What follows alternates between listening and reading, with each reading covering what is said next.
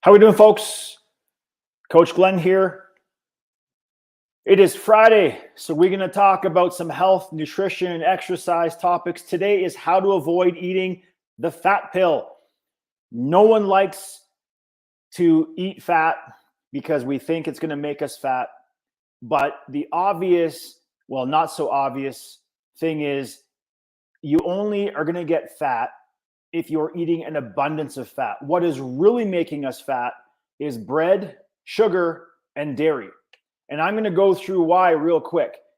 A quick way for your body to become inflamed and phlegmy and mucousy and you free to feel bloated, and for your body to take all that sugar and convert it and store it to fat.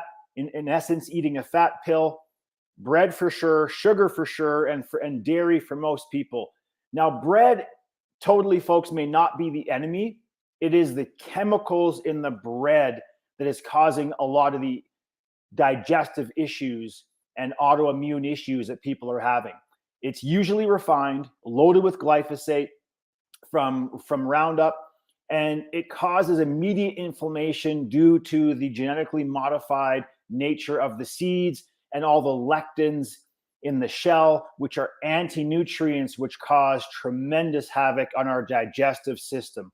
So unless you are eating bread that is directly from Europe, or maybe you can get flour that's imported from Europe, I would recommend you avoid bread.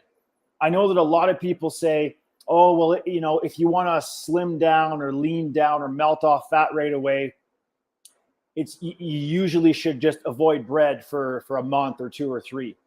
But that's only part of the issue, folks. Again, bread isn't the real culprit. It's what's in the bread that is the loaded gun.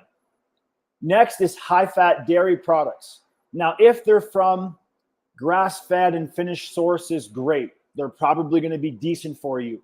But for the most part, if you're eating or drinking homogenized milk, sour cream, or traditional ice cream, it's highly inflammatory. For most people, it's going to cause mucus and phlegm.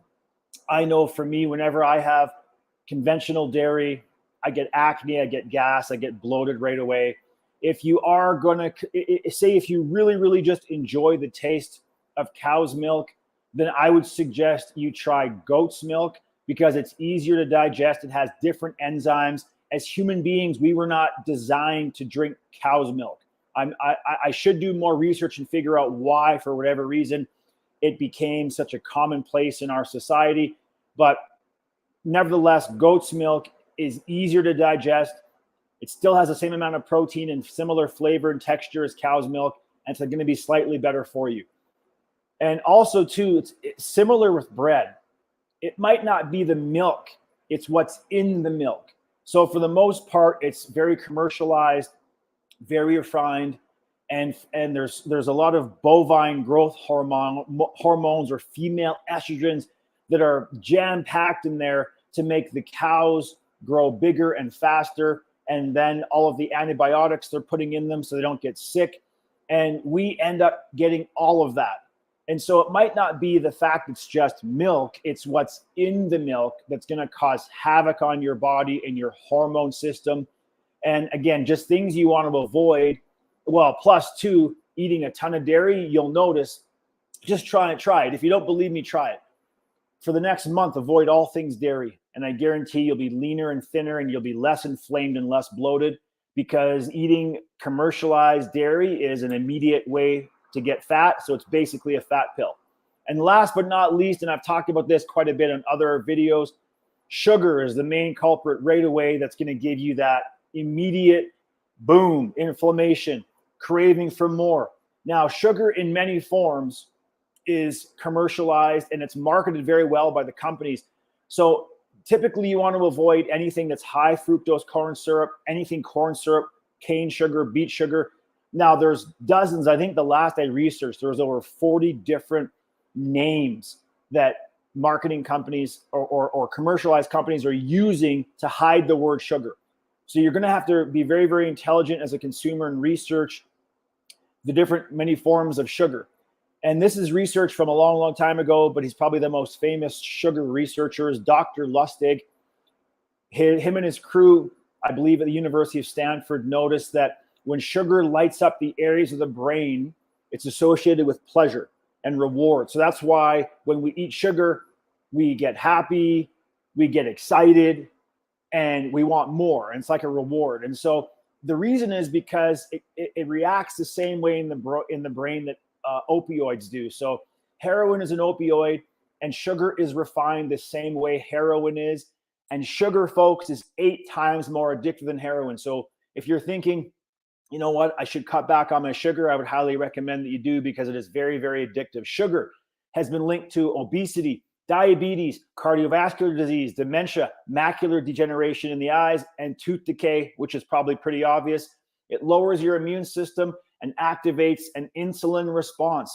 And what that means, folks, is when your insulin increases, your body stores that sugar as fat. Plain and simple, I would highly recommend, if your goal is, okay, spring is coming, I want to be a little leaner, I want to be active and be outdoors more, I want to look better in my bikini or bathing suit this summer, avoid, for the most part, sugar. Well, not for the most part, avoid sugar as best you can, or limit it in your daily nutritional plan. I would strongly recommend you limit the dairy, and you just avoid the bread at all costs, unless, like I said earlier, you can get it from imported European flour, or if you're in Europe. But if you're in North America, honestly, folks, I would just ditch the bread and replace that with something else. If you really, really love the texture of the bread, replace it with something else, or try a gluten-free option. And that is my nutritional tip for the day, folks. I'm here every Friday at noon Mountain Standard Time to give you health, nutrition, and exercise information to help you become a better version of yourself. Excuse me. So if you have any specific topics you would like me to talk about, please don't hesitate to ask. Drop a comment below this video, message me directly. And if you have anything that you'd like me to share or talk about or go more in depth with, I'm more than happy to do that. But have a great rest of your week and your weekend, folks. And I will talk to you again next Friday. Now, next Friday, I'm going to be talking about coffee. Coffee's gotten a bad rap lately, and I'm going to dive a little bit deeper into, is coffee really that bad for you? So stay tuned for next Friday, noon Mountain Standard Time. All right, folks, that's it. Coach Glenn out. Have a great rest of your week.